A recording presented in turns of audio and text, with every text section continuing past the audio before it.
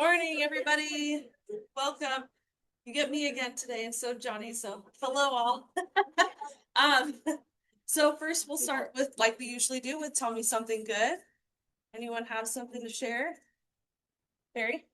You usually Sure. have something. I always have something. Yeah, I got a call out of the clear blue to list the ESAC house. One of my other clients, past client, said he wanted to write an offer on a property, so we wrote last night. And so I might be back in the real estate business. Wow. Uh-oh, here we go. Awesome. Good job. I have one. Yeah, so I have a new listing in Newcastle. It's $5 million. Wow. Yes, 5 million. Acreage? Yes, it's a One bedroom, one bath. it's a it's a 10-acre horse ranch. Main house is 5,000 square feet. Second house is 1,100.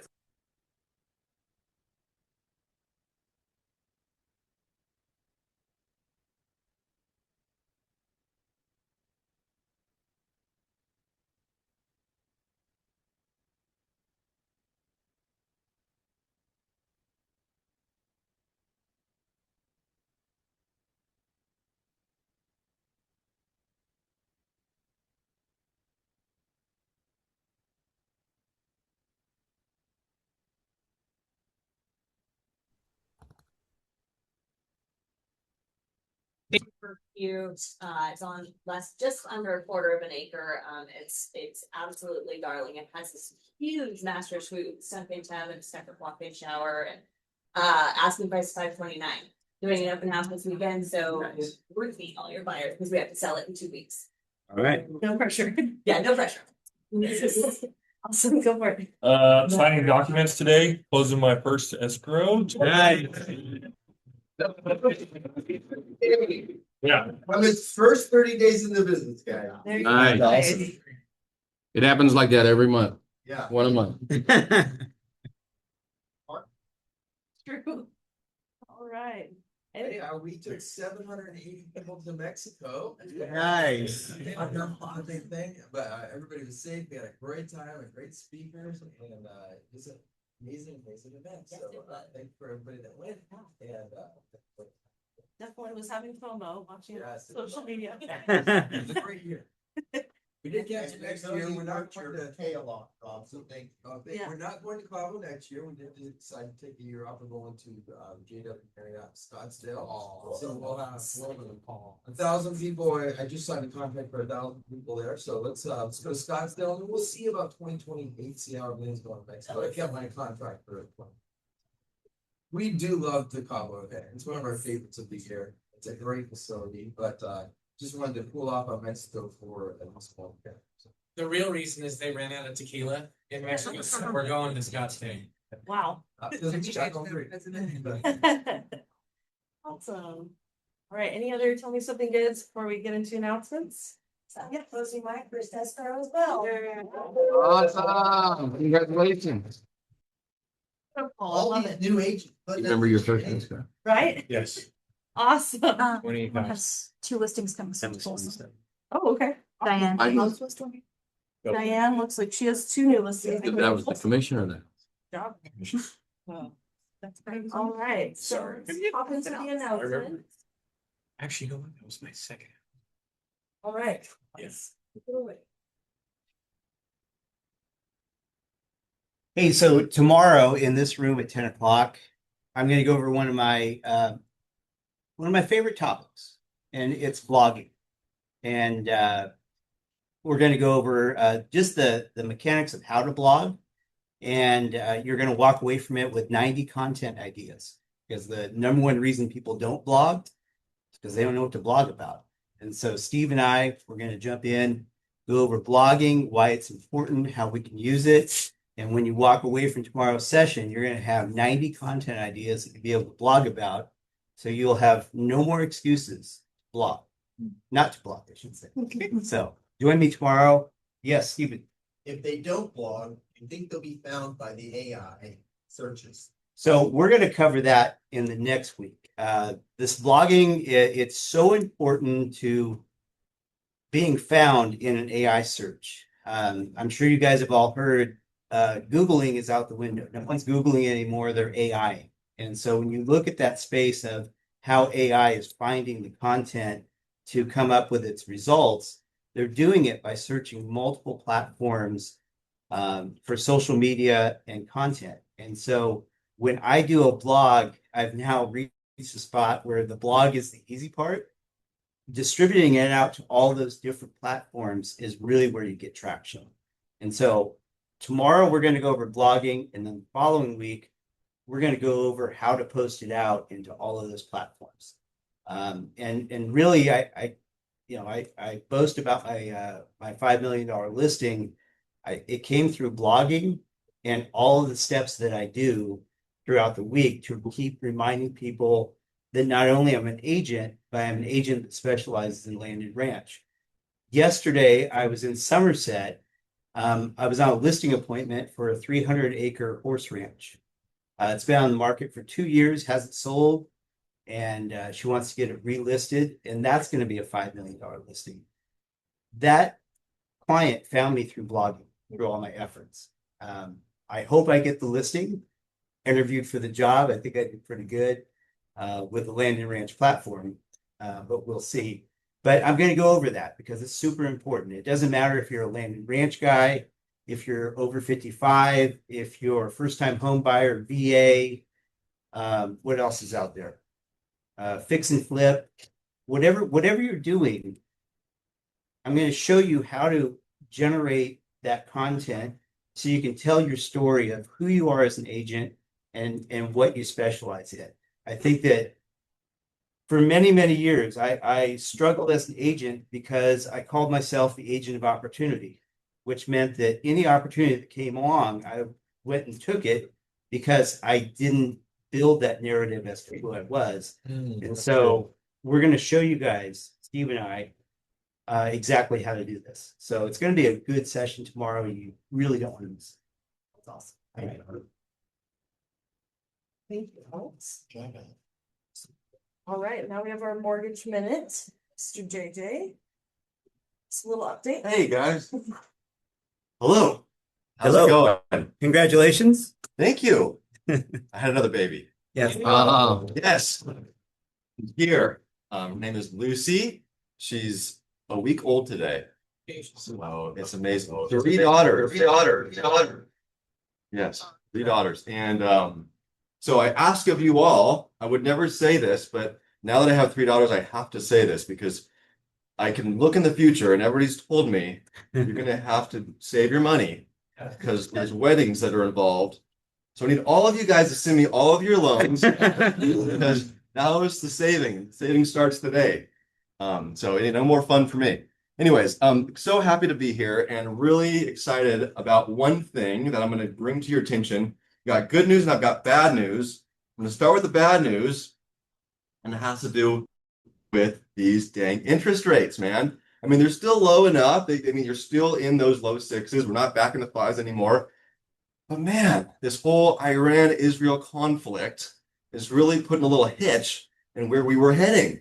And so this whole inflation thing, if you guys know, when gas prices go up, it allows other things to start going up as well. And that means inflation can go higher again. Ryan's probably much better at talking about this than me, but that's something we need to be aware of. So we were hoping that we would get a rate cut in July. We might not get that anymore, but hopefully we do. We'll see what happens. So hopefully now in September, we'll see one. But with that being said, interest rates are still very good. If you look at the interest rates from a year ago, they're still way lower than they were. So they're still affordable compared to where we were. So don't let the news get in the head of just because things are going up a little bit, we are still in a good spot overall. There you go. Two things. One, thank you. Your team reached out late last night and solved a problem for me. Good. So we Thank got you to for write an saying that. offer late at night. And then so call them anytime, day or night. They're always there. Yeah. Thanks, Jared. Two, you need a cell phone. The second thing is I noticed that seems to be a lot more arms coming back into play. Are you seeing that, and how big of a difference is that making in price? Yeah, so they were coming back. It's kind of turning back that other way now because there's a certain level with when arms become a better option. And we were kind of getting there where we were seeing arms become that better option. And now it's kind of tracking back that other way, but they are still better. So we do see a 5-year arm being a lot better than your 30-year fixed rate. So if you have a client that knows that they're going to refinance or knows they're going to sell within 5 years, definitely worth looking at. If we continue to, if rates do come down further, we'll see arms continue to improve in price, where 30-year fixes might not be as good as the arms. But right now, depending on the situation, if you have a high credit score buyer and you have somebody putting a lot of money down, definitely worth looking at. If you're more on that, 10% down with not that great credit score, it's still probably better to do that 30-year fixed or 15-year fixed. Thank you. And congrats on, and hopefully we get that buyer accepted. We're crossing fingers. Yeah. All right. So the good news, I've got something I'm super excited about. Has anybody ever done a loan for a doctor? Yeah. Doctor? Yeah. Did you do a doctor loan with the doctor? Physician loan? Probably Most 15 people- years ago. Yeah. Well, most people don't know about this, and it's a very, very cool program. If you have any physicians that you work with, I'm going to tell you something that's going to blow your mind. So this program blew my mind. This program, I've been working on getting this now for about 1.5 years. I don't know anybody else that has this program. So I hope maybe you guys can tell me I'm wrong if you know anybody. I don't know anybody else. If they're a physician, and when I say physician, it doesn't just mean somebody that works at the ER. I'm talking about dentists, veterinarians. They've got to have their doctorate in something. Now, can't be a lawyer. It's got to be medical practice. What about a doctor of love? Doctor of love, I'll take it. Yeah. Is that you? Yeah. Is that what you Ryan wants this program? So the big thing about this is 0% down. Whoa. 0% down, up to $2 million loan amount. Whoa. No mortgage insurance, and the interest rates are pretty damn good. Wow. I'm not kidding you. Now, the best part about it, you thought that would be the best part about it. The best part about it is, as a resident, if you get out of school and you have $500,000 in student loan debt because school's crazy right now, I don't have to count the debt when you go qualify for the loan. No. What? Wow. Badass, right? Wow. So we just got somebody into escrow with this situation. Brand new, out of school, 500,000 in debt. He couldn't qualify for more than $300,000. With eliminating that debt, he's now qualifying for a house at 900,000. Wow. He's buying it and he's supporting it. Wow. That student loan debt is deferred. So he doesn't have to pay those student loans. So by the time he gets out of residency and he starts his real job, he'll be able to afford it easily. But in this residency program, he just doesn't have the amount of money he needs. But when he goes and gets that real job, that's why they do this loan. That's why they feel this loan is safe. Does that make sense? So what is the interest rate? You said it's pretty good. Yeah. So at 0% down, 100% financing, this guy is getting a 6.625%. Oh my interest rate. goodness. No mortgage insurance. It's amazing. Need to get open houses around hospitals. But if they've been out of, well, she's going back into. So if you get out of residency and you're working as a doctor now, I can't disqualify the payments anymore. You have to be in schooling or residency in order to take the payments out of the equation. But you can still do the 0% down or low money down and have no mortgage What if insurance. they're back into residency with specialized for something else? Then we can do that. Absolutely. Get rid of the student loans and not have to count those. So JJ, Tom, yeah. if a client does have a student loan, can they replace another debt that they have? After that? Well, No, it has to be the actual student loan from, So it schooling. has to specifically in the medical industry. It's not another different it's student loan in a different industry. It could be any student loan. Really? As long as it's a student loan and they're in residency program, we can not count that debt as a part of their equation. Yeah. 680 credit score, by the way. No, And 680. it's just for their primary, I'm assuming. Primary residence, correct. But yeah. Well, hey, I'll get off the stage, let Ryan talk, but thank you guys. If you need me, call us, text us.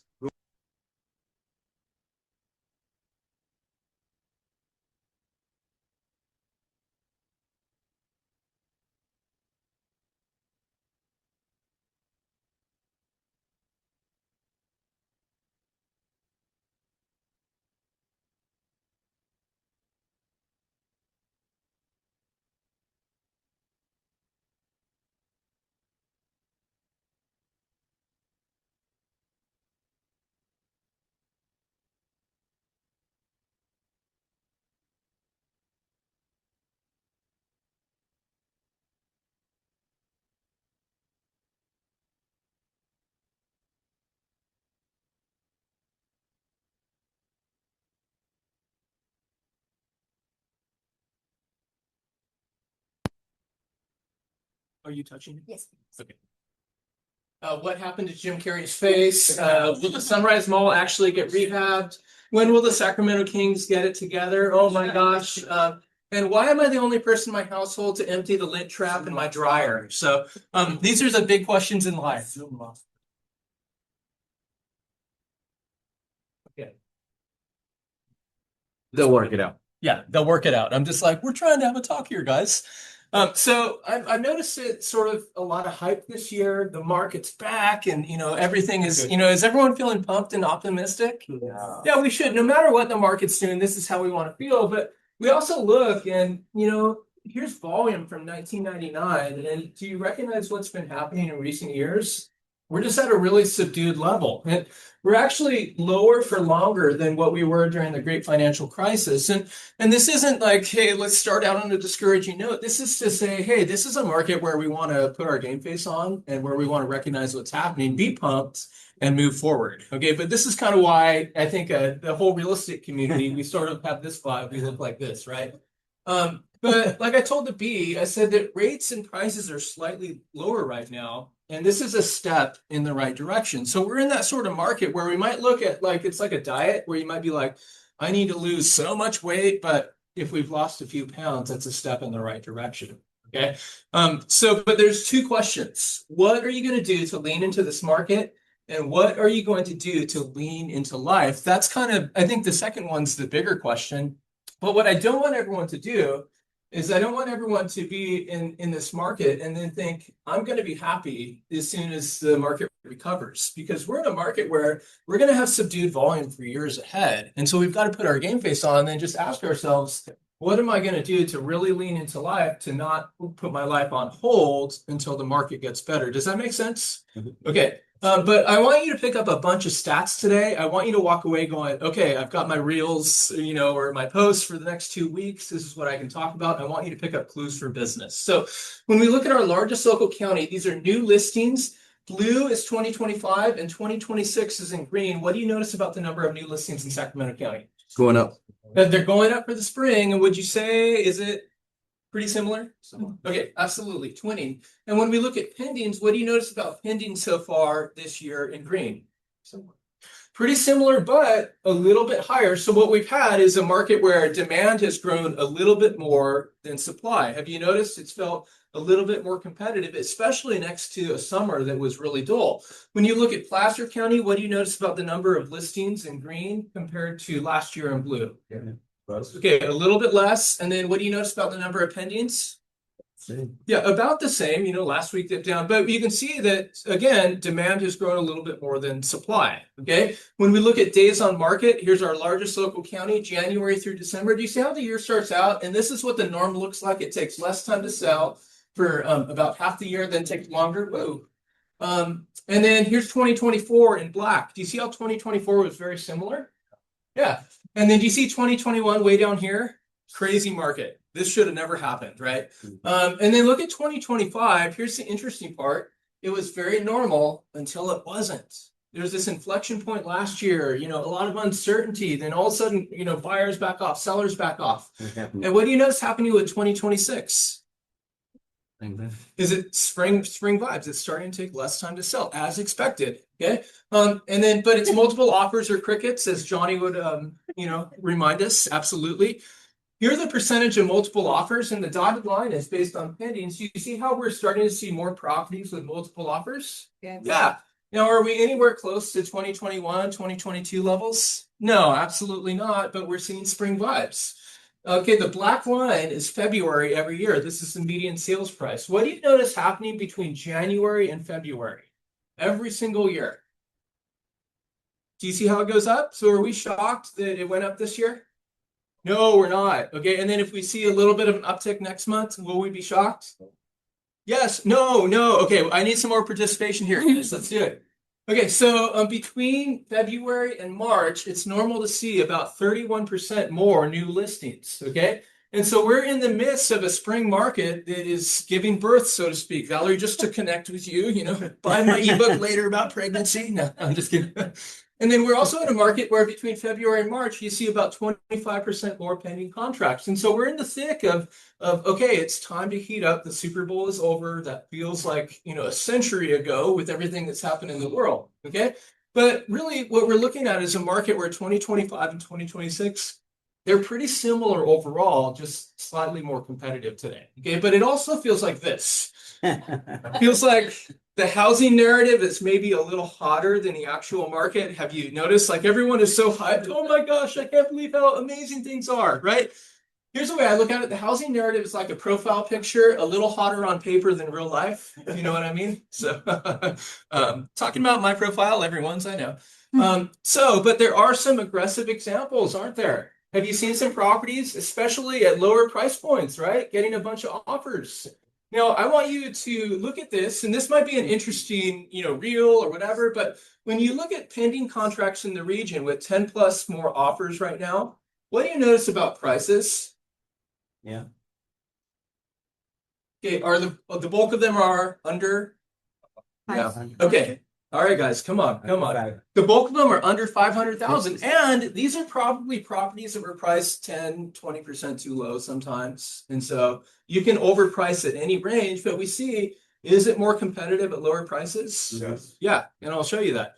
Here's a cool way to look at it. When you look at the number of offers, the number of pendings, and the percentage, 57% of pendings have one offer. But you look, and I like these stats right there. This is what we don't want to do. Don't aim for 20 offers. That's literally 0.1% of all pendings. But think about how could you use these stats to tell the story of the market? I love that 86% have 1 to 3 offers. Like we're in a market where sellers, you know what they need to hear? Expect 1. Okay. If you get more, wonderful. But if you want to get 10, we better be pricing really, really low. Does that make sense? Now, here's a cool way to look at the market. Are you guys ready to see some orange dots? I hope so. So these are sales in February. Anything above this line went above the original price. We can turn them off. Is that okay? Well, yeah, it's just glaring on the screen. People are taking pictures. Yeah, let's turn them off. Let's get romantic. So yeah, there we Dr. go. Love. There we go. Yeah, Doc. See, I'm sensing a theme. So my wife is away right now. I'm like, wait till you come back. Wait till you come back, baby. Okay, so any dot over this line went above the original price, and any dot below went below. Okay, and so what's your observation? Are most properties going above or below? Yeah, below. Absolutely. So here's the danger. Sometimes we focus, we're like, look at this one. It went 25% over the original price. Oh my gosh. The danger, though, is that we focus on a couple trees and we're missing what's happening in the whole forest. Or this one, the market's crashing. Look at this. I can't believe this, but let's look at the whole forest. Here's Placer County last month. Similar vibes, right? Mm-hmm. And you can see the most aggressive price points, the lower prices. The higher we get, you're just not going to see these dots way above. All right. So one thing that I'm doing, I'm pushing out in my stats. I just added this, and you can let me know if you like it or not. But now all my monthly stats in 12 counties, they show property that sold at, above, and below the original price. I want you to compare last year versus this year. I want you to take stats like that and do a reel on Instagram. Do something on Facebook or TikTok or wherever you are. We want to interact with the data. Okay. Yesterday I posted the 12 counties on my blog. It comes out usually around the 10th of the month. It's there if you want it. Okay. But let's look at a bunch of how is the market, without even seeing this, how is the market by price point? It's most aggressive at what price points? Below 500,000. Is it the same vibe at 1.5 million and above as 500,000? No. So there's a bunch of numbers, and I'll get the PDF to Johnny and you can get from him or email me. But let's look at what this looks like statistically. These are properties selling above the original price, okay, under 500 to 1.5 million. What do you notice happening the higher we go in price?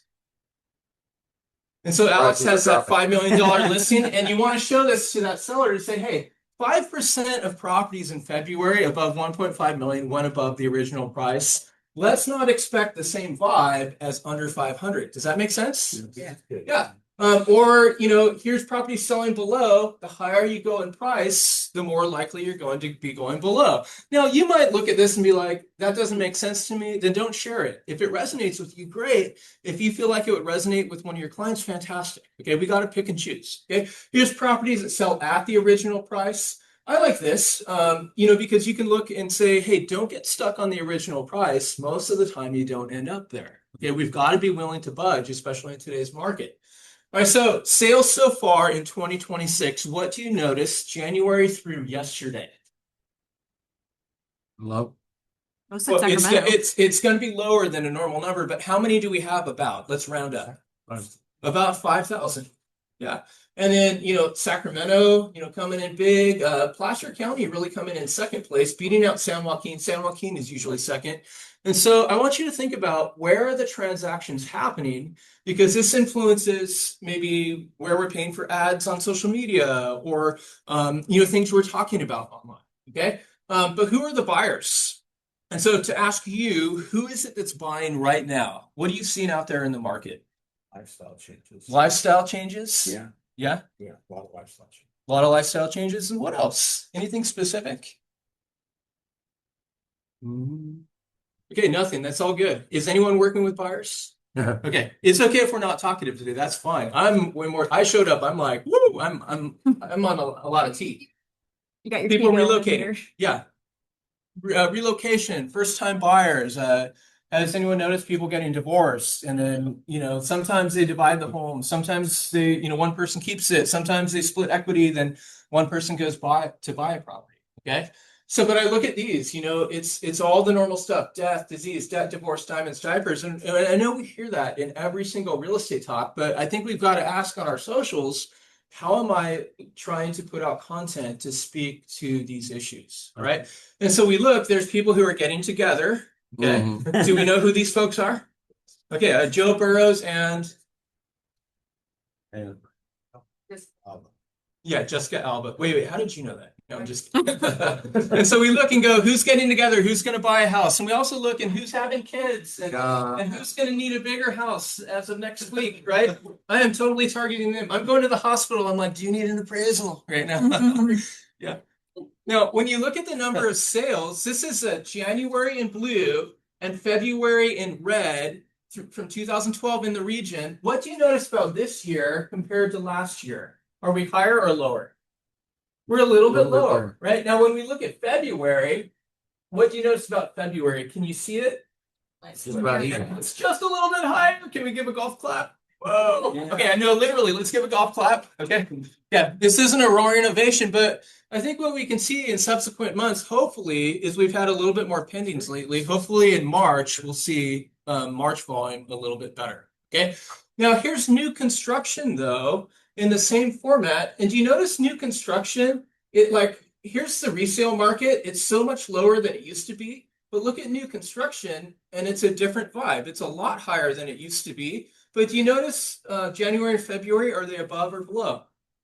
Above. It's above. Thank you. Thank you. And then February is above. And so the trend among new construction or condos or land or whatever it is, it may not always reflect what's going on with single family detached. When you look at new construction in February, this comes from North State BIA data. This isn't just from MLS, okay? And you look, where are people buying new homes? Where are they being built? Rancho and Roseville almost always trade the number 1 and number 2 spot. And so I want you to talk about this stuff on your socials, though, because this is a vibrant part of the market. Builders are like, laying out the red carpet for you right now to say, hey, friends, we weren't talking for a little while there, but, how you doing? And so take advantage of that, right? Now, Californians, people, with lifestyle changes have incentive to move if they're leaving the state. And so what are the top states where Californians are moving? Yeah, Texas, Nevada, Arizona. Does anyone still have clients who are leaving the state? Yeah, the math may not necessarily work, but they're like, I'm ready for a lifestyle move. And that's what we want to talk about. Could you share something like this on your socials and create conversation? Will there be some negativity also because, California? Yes. Okay, so expect that. Okay, who is moving to California? Yeah. People moving back from I know, Texas. it's a joke that everyone's coming back, right? Yeah. There are absolutely people keep your tabs, keep that person on your email list. They might come back. I know people who've left the state and they don't sell their expensive house in Orange County because they're like, what if I come back? And then they're so happy when it was freezing in northern Idaho. And so interesting. But we want to talk about this stuff. I think it's interesting, right? Be that interesting person online. You know, everyone and their mom's like, your referrals are the lifeblood of my business. That just doesn't work though. Like, you know, okay. Now, when we look at Placer in January and February 2025 compared to January, February 2026, what do you notice? Now, a lot of these areas are really small. Like, take these with a grain of salt. I wouldn't look like, oh my gosh, the market in Forest Hills imploding. No, this is a small area. We might have more buyers this year in March. But in general, do you see any areas that stand out where there's growth or weakness? Roseville and Rockland. Roseville and Rockland. You know, it's actually nice to see Rockland up. Rockland has kind of struggled. Last year was the lowest year of volume in Rockland ever since MLS went digital, like lower than even 1999. And so when you look at El Dorado, does anything stand out? Oh, no. Nothing too great. Pollock Bond is getting destroyed. No, like this, only 20 sales. Don't freak out over that. But we look at, you know, El Dorado Hills last year was the place in El Dorado County with the highest number of sales and the most growth. Okay, El Dorado and Placer last year were the reasons why we had a little bit more volume. So if we have more volume this year, it could be El Dorado and Placer pulling more weight, or it could be Sacramento. We'll never know. Now, Sacramento is all over the place, you know, and again, these are just, you know, 2 months of stats, but we want to just continue to ask which areas are moving, which areas are different than others, and how do we tell the story? Okay. So I'm a first-time buyer. Here's a first-time buyer in today's world, right? Here's a first-time buyer looking for comps, right? And we've all seen this data, right? From NAR, first-time buyers are now how old? They're 40. Yeah. And everyone in here has probably posted that, right? So the question is that accurate or not? And I think we want to pause because this data comes from a 120 question survey from NAR, and it comes from 6,100 responses. And so here's this national narrative, and then politicians are even using this. I mean, like first-time buyers are 40, but it's based on this survey. Raise your hand if you've ever filled out a 120 question survey that comes in the mail. I would need them to be like, and your $100 gift card will be available immediately, right? And so when you look at different data sources, here's NAR showing first-time buyers are 40. Here's 5 other data sources that show 32 and 33. And so what we want to do is be careful in our narrative. Either NAR is completely right and everyone else is wrong, or there's something we want to listen to with everyone else, okay? The danger, though, is that I think people look on this and then they say Gen Z will never be able to afford a home. And we can perpetuate that in real estate. We're like, this is a cool stat to share, but we're perpetuating doom and not going, here's what it looks like to afford the market. Does that make sense? Mm-hmm. Maybe I'm a little sensitive to that. I got 2, Gen Z sons at home, and I'm like, I hate when they, read stuff like this online. I'm like, that stat is actually not even accurate. So anyway, but here's Gen Z. They are taking longer to move out of the home, but they are moving out the older they get. Here's Gen Z buying homes. They are starting to buy it, but you can see lagging other generations. Okay, understandably, it's, the math is tough right now. Okay, now when you look at the number of listings this year compared to last year, what do you notice in the Sacramento region? Is it higher or is it lower? Lower? It's actually a little lower. What's happening nationally and locally is that supply has contracted a little bit. Do you remember last year? It felt like it was really growing. The market got really soft last year, but all of a sudden we're in a place where it started to contract a little. And so I think everyone's like, we're gonna die. The market's gonna drop by 50% this year. Have you seen any of those YouTube videos? Mm-hmm. But we're in a place where it's hard to get that. Okay, we don't have a lot of supply. What do you notice January 2008 compared to January 2026? It's a much different story. And so when you look at the median sales price in blue, do you see how quickly it's able to go down? But it's kind of been stuck. We've seen a little bit of price relief, but we don't have this mechanism in place to see really quick change. All right. But here's how I'm describing it. Can we all read this together? Okay, let's read it. Yeah, thank you. I see you. Okay, not crashing like 2007, not flexing like 2021, close to the norm. If you've seen me present it all over the past year, I've been talking about softer than the norm. Guess what? the stats have changed. And I want to show you what I mean. And so what stat stands out to you right here when you look at February closed sales? Below, yeah. That's what we always see. Like, why do we always see the negative, right? But it's true. But when you look at February 2025 compared to 2026, what do you see? Are they different? Are they similar? Yeah, they're very similar. Okay. And then when we look at 2021 though, and 2026, what do you notice? Yeah. Guys, this could be like screenshot this, use this image as an Instagram reel to say, hey, it is not 2021, and we see that in the stats. We can, use this to tell the story. I always look like it's time to let go, if you know what I mean. Okay, I thought that was funny. But we're in a place where the market, it's not flexing like 2021, it's not crashing like 2007, but it's very consistent right now with the pre-2020 norm for the level of competition. I'm not saying that the market's normal, but I'm saying that competition levels actually do feel a little normal right now. And what's happened in recent months, this is what the norm looks like. Do you see the year starts out and there's more properties selling above as the spring heats up? And then the second half of the year, we see less. This is the pre-2020 norm. 2025, here it was normal, huge inflection point. Do you see how there's like this huge space between the red line and the blue line? So last year, the market got really dull, but do you see what happened toward the end of the year? Do you see how it started to squeeze together? Because we started to see not as much supply on the market. And so here's 2026. Do you see how it's starting to flirt with the normal line? Absolutely. And so we're in a place where the market is squeezed together. Here's the same trend with below. And you can see the market got really dull, but it's squeezed together lately. Okay. Now, what can happen ahead? Do we have more uncertainty today than we did 2 weeks ago? And someone asked me, they're like, hey, so, how would you describe the market? And I gave all the normal spring vibes. And I said, oh, by the way, 2 weeks ago, we didn't have a war with Iran. And so, that's the question. But I think everyone in real estate, we often focus on rates, but we got to realize that the market, it's also about the economy, uncertainty, and jobs. Is anyone else really excited to pay more at the gas pump? I'm kind of like, I want to get gas right now. I'm going to fill up my garage and then I'm going to sell it to everyone. I'm just going, how high is it going to go?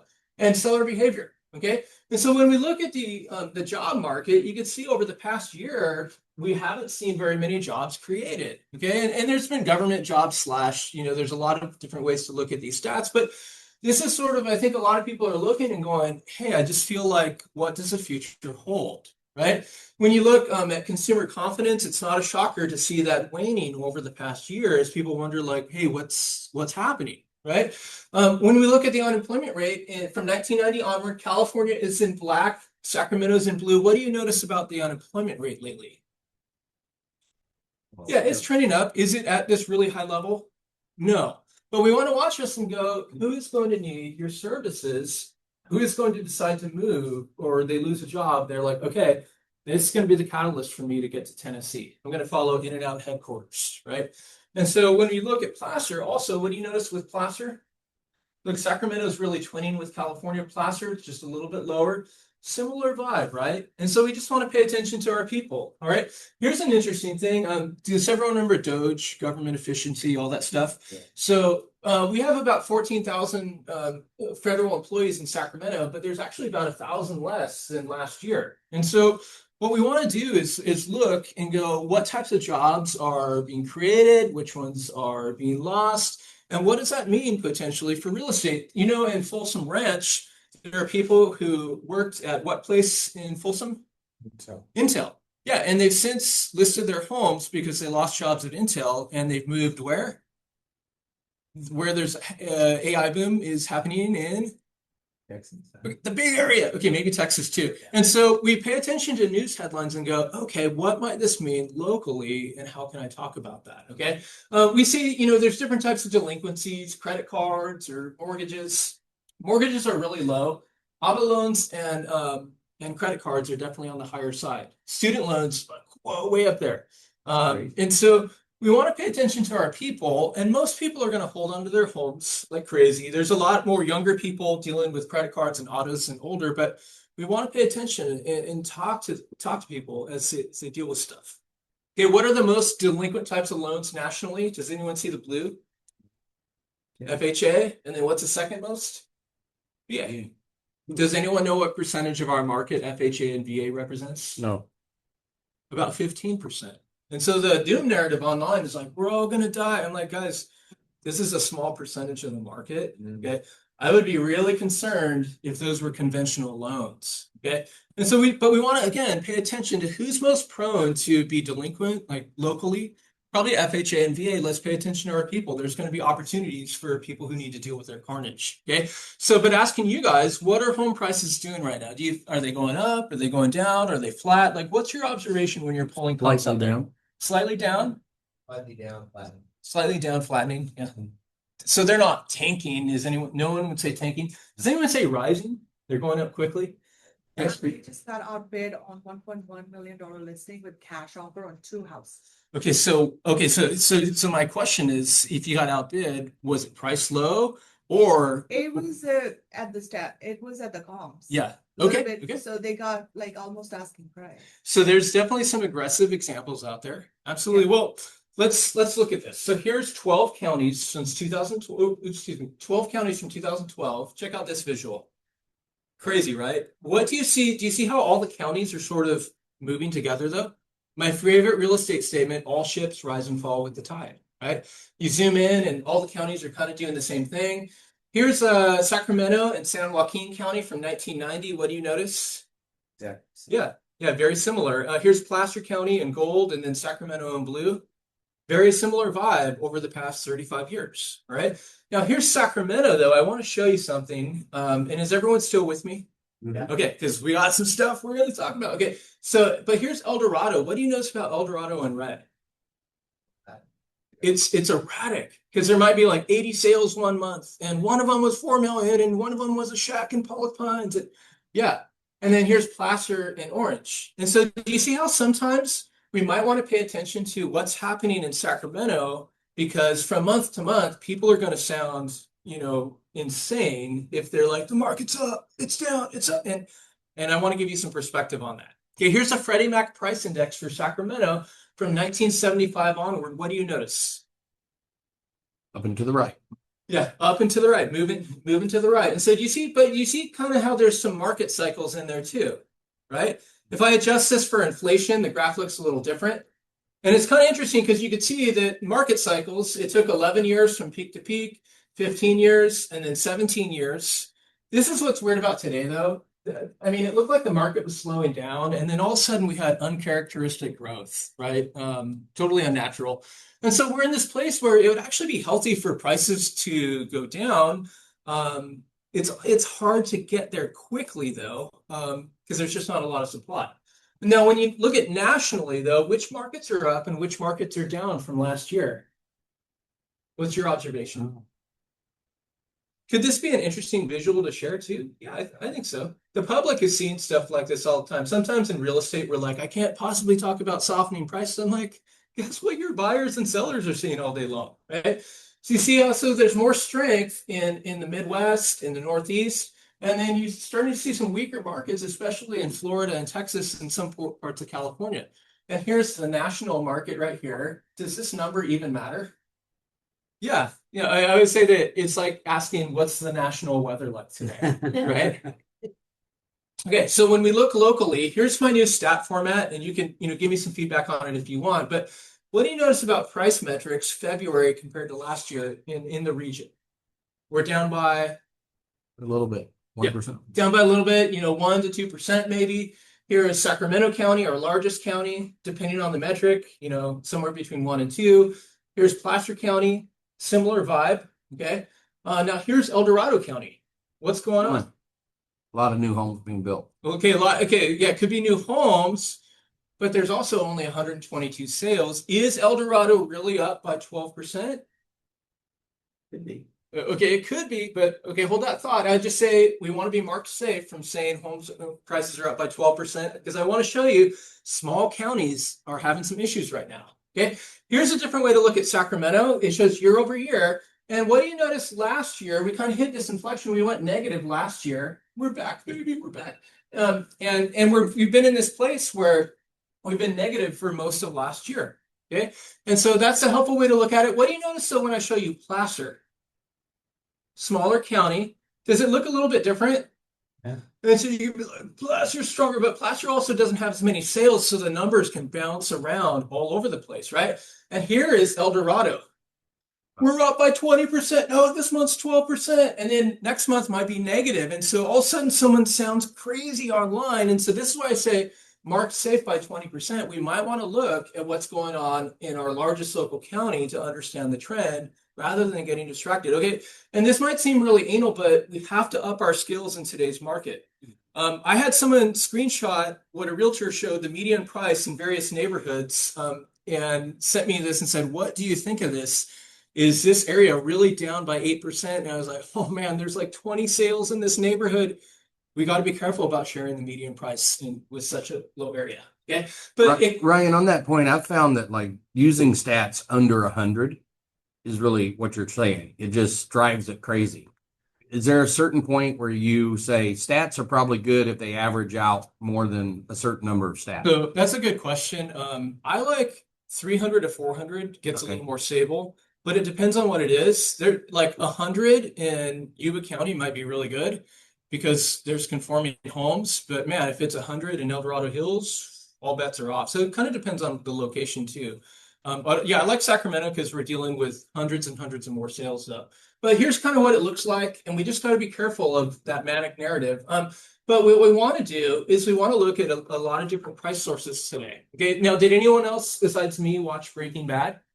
Yeah, great series, right? Fantastic. And is anyone watching The Pit right now? Woo! Now that's a great series. It's just me. Okay, that's okay. So when we look, here's a bunch of different stat sources because today we need to up our game. We don't want to just look at the median. What do you notice about all these stat sources for the region? Now this is January because these other sources haven't posted their February data. Are they very similar? Yeah, so sometimes people are like, I hate the median, it's not accurate. I'm like, well, it's pretty much saying the same thing. Someone the other day was like, you lost me when you shared Zillow's price index. I'm like, okay. Do you also hate Freddie Mac? And are you against the average price? And so we want to look at all of these and go, which ones are more credible than others? Okay. Here's Zillow. It shows down 2.2%. For condos, down 3%. Is anyone surprised that condos are down more? Yeah, no. But you can look, here's Zillow's price index for El Dorado County.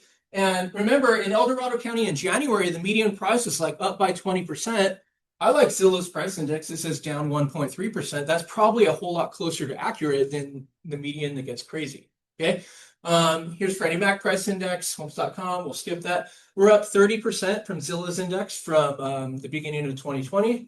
The median price says we're up 28%. Those are twinning. They're doing the same thing. How much are we down since mid-2022, though? What does Zillow's index say? Yeah, about 7%. Have you noticed when you're pulling comps and the owner's like, hey, I purchased 3 years ago, or actually almost 4 now. And I remember your post said that the market goes up 5 to 6% per year. That's awesome. You're like, okay, every year's not average, but what might you tell them in today's market? It might be down a little bit, or maybe it's the same. The median prices says it's down almost 10%. This is where I would weigh this and say, I think 7% is more accurate. I think 10% is too much. Okay. He's probably thinking about other women. No, our price is really down by 7%. That's what he's thinking about, right? So has anyone had a conversation though with someone about when you pull comps and you don't see much growth? Yeah. Yeah, I was just talking to a realtor this morning about that. And so here's from 2021 onward. This is the median price. And do you see how there's various points where prices are exactly the same through the years? This isn't rigid. We wouldn't like comp Alex's property in, a $5 million home in Newcastle. Like sometimes the $1 million market, you might buy at the peak and it's worth hundreds of thousands more today. So like look to the comps, right? We can't impose this shape, but we got to just be aware when someone bought and what that might mean for today. Okay. When you look at the last quarter of 2021 with today, do you see how there's not that much growth? And so we're in a place where like, I want to ask you like, what opportunities exist for people when they don't have very much equity and what can you do for them? Okay. Like brush up on short sales and not because we're doom and gloom, but just we're going like some people might need to sell and they might not be able to do a traditional sale. Right. But when you look, there's so many properties with massive equity. When you look at the bottom of the market in 2012, the vast bulk of properties have a ton of equity. And so I want you to continue to ask these questions on your socials. What can people do with their equity? Where do you want to be in life? Who do you want to do life with? If you think the market's going down, where do you want to write it down? I think those are really, really powerful, right? When we look at new listings, 2023, look at 2024, new listings in red, look at 2025. Do you see what happened in blue? After May, the sellers started to back off the market. And for 4 months in a row, we had this trend where sellers were coming to the market, 20% more sellers in blue in the beginning of the year. Then all of a sudden, 4 months in a row, were actually lower than 2024. And so sellers last year, I would say they struggled to come to the market and they struggled to stay on the market also. But what do you notice in December with 2025? Did we outpace 2024? We did.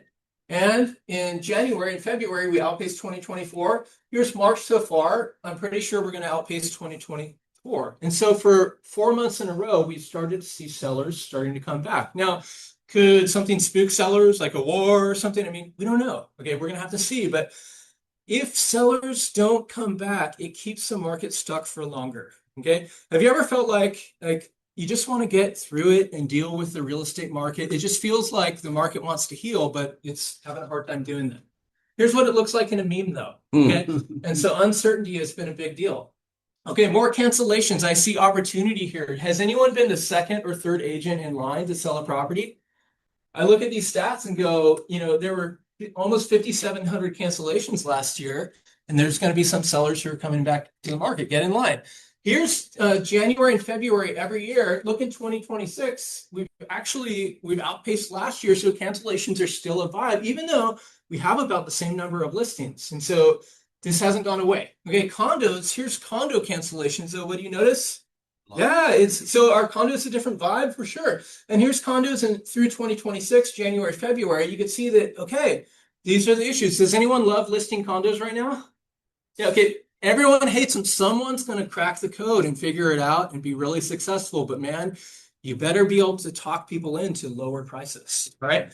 So Trump, Jerome Powell, there's a lot of drama, rates, lower them, and all that. But we can see that we are lower, and the Fed doesn't lower mortgage rates; they lower the Fed funds rate. Right, JJ? I just wanted to win points with you. Got it. And so we are lower, but it's not really low enough to unlock this avalanche of demand. Okay, so I feel like we just need to be real that consumers are struggling a lot. We don't want to expect this huge change in the market when there hasn't been a huge change in rates, right? The positive news: we are seeing more mortgage applications for purchases since last year. It hasn't really shown up with actual buyers though. And so I'm kind of like, I'm excited for the stat, but I'm also like, okay, you can pull the trigger though. Okay. We're basically at mid-90s levels though. And so we're really low, but we want to see progress. We're seeing this line go up. I say that great. And we're getting a little bit more affordable. We've lost a couple pounds. Okay. The mid-90s were great though. Is there any music that you love up here? Anyone? Barry's like, Brittany, oops, I did it again. That's okay. Here's more of my jam. This was me. This is my stuff. Yeah. But there's some doctors that were working in the 90s that are now working again. And sorry if you don't watch The Pit. I thought that was a great joke, but that's okay.